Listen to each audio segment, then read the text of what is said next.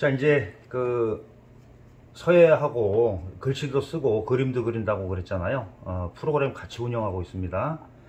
그래서 이제 이건 양초 가장 기초 과정인데, 보통 획을 아래에서 위로 올라가잖아요. 그러면 작용을 정확하게 왜 이런 걸 해야 되냐는 이유를 아셔야 돼요. 자, 우선 붓을 잡을 때 보통 아래 그림 그리는데 아래 잡고 하시는 분들이 있어요. 이러지 마시고 위를 잡는 게 좋아요. 이렇게 이 지필법 굉장히 중요합니다. 자세에서부터 스포츠는 물론이고 모든 도구를 가지고 가는 거는 자세가 중요해요. 그래서 이 상태에서 수직으로 올라간다고 보시면 돼요. 근데 이 중력을 거슬러 올라가잖아요. 위쪽으로 올라가는 게 어렵죠. 근데 굉장히 잘해 오셨어요. 자, 중간에 한 번 더 설명을 드릴게요. 여기볼 해서 놓은 다음에 쭉 가죠. 그럼 붓을 탄력을 주고 이렇게 세우세요. 좀 가까이 좀 찍으세요. 여기. 네. 이렇게 해서 탄력을 주고 이렇게 쓰죠. 붓 세우는 걸 잘 보셔야 돼요. 이런 훈련이에요. 이게 붓을 다루는 훈련이 되죠. 자, 여기까지만 할게요.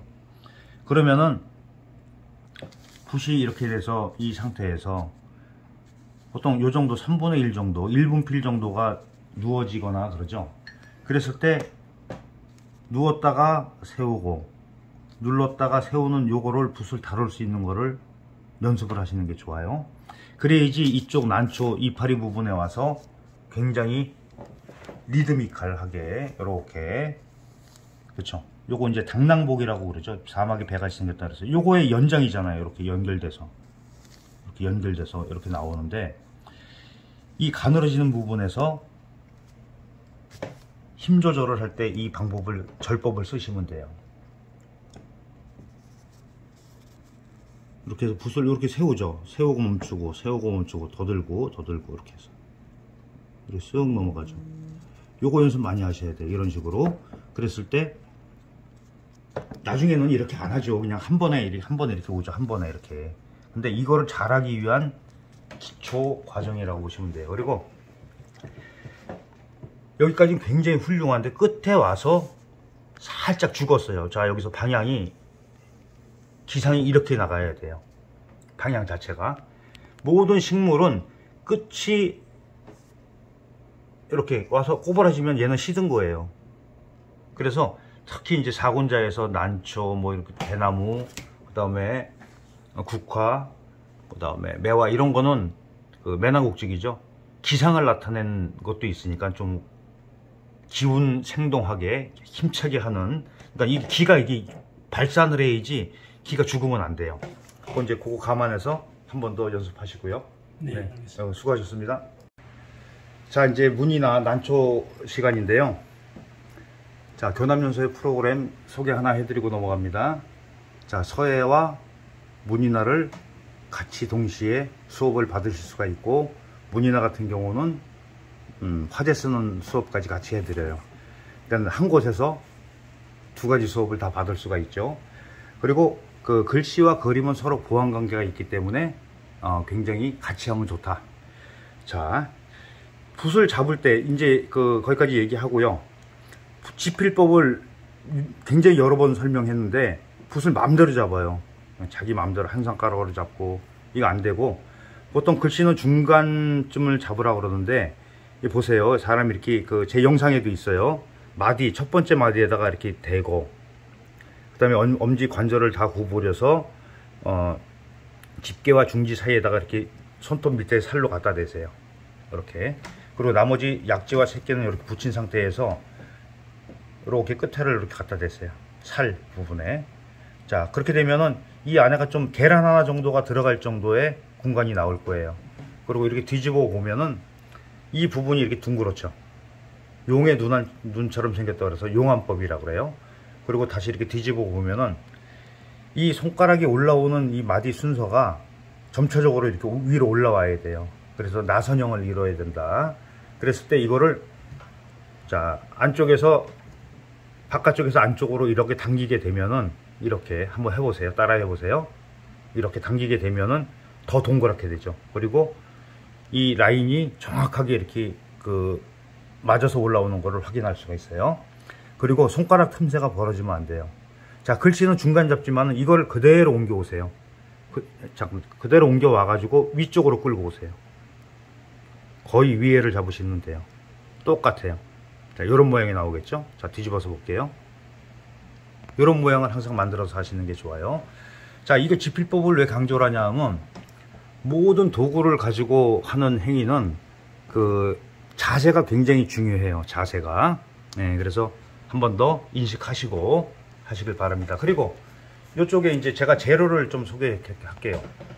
자, 하얀 백자를 쓰시는 게 좋아요. 막 색깔이 있는 거, 그리고 그릇도, 물그릇도 너무 조그만 거 쓰시고 그러면은 이거 한번 이렇게 그 붓 빨고 나면은 먹 색깔 내는데 굉장히 지장이 있어요. 좀 큼직한 걸 쓰시고, 그리고 백자를 쓰시라는 거. 자, 오늘은 그 지난 시간에 이어서 이제 좀 많은 거를 할 거예요. 획이 좀 처음에는 간결하게 하지 않고 연습하는 걸 위주로 해서 굉장히 획을 많이 해요. 자, 이쪽에서 나갑니다. 어이쿠. 자, 이렇게 해서 이제 봉안 파보관을 했죠. 자, 여기서 넷, 다섯, 여기까지 와요. 그리고 반대편으로 이렇게 해서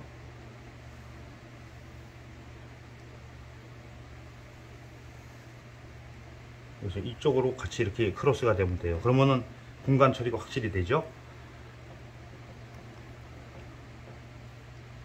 이렇게 해주고, 이렇게 해주고. 그러면은 그 다음에 이제 붓을 빠세요.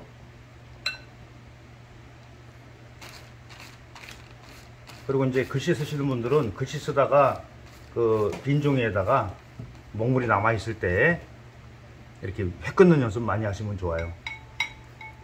자, 이제 단목으로 이제 꽃을 넣겠습니다. 보통 해란 그러면 구화라고 그래가지고 9송이가 핀다고 그래요.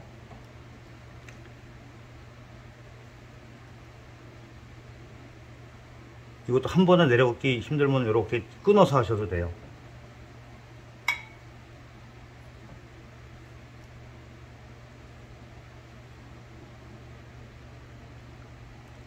여기 할 때도 간격도 일정하게 하지 마시고 방향이나 이런 것까지 염두해서 하시는 게 좋아요. 좀 더 붙을 수도 있고.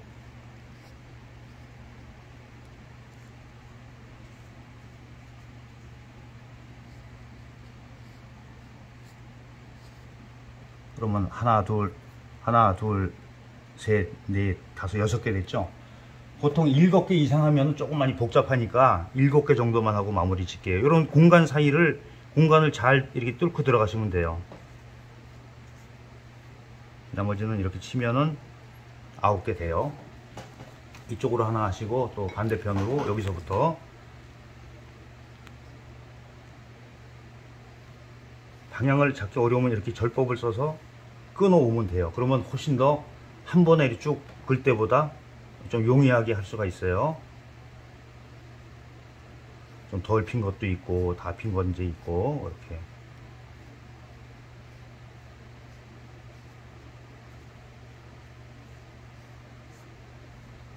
그럼 하나, 둘, 셋, 넷, 5개 됐죠? 이것도 7개 할게요. 간격이 똑같은 것보다 내려오면서 조금 넓게 하는 게 좋아요. 이렇게 해서 하시면 돼요. 그리고 그 화심을 박을 때, 화심을 찍을 때 수업 시간에 뭐 급하게 좀 보여드려야 되니까 바로바로 하겠지만은 여러분들 하실 때는 조금 기다렸다가 일정 시간이 지난 후에 마르려고 할 때 그때 이렇게 점을 찍으시면 돼요. 화심을 넣으시면 됩니다. 이렇게 안 보이는 부분 같은 경우는 2개 정도만 찍으셔도 되고요.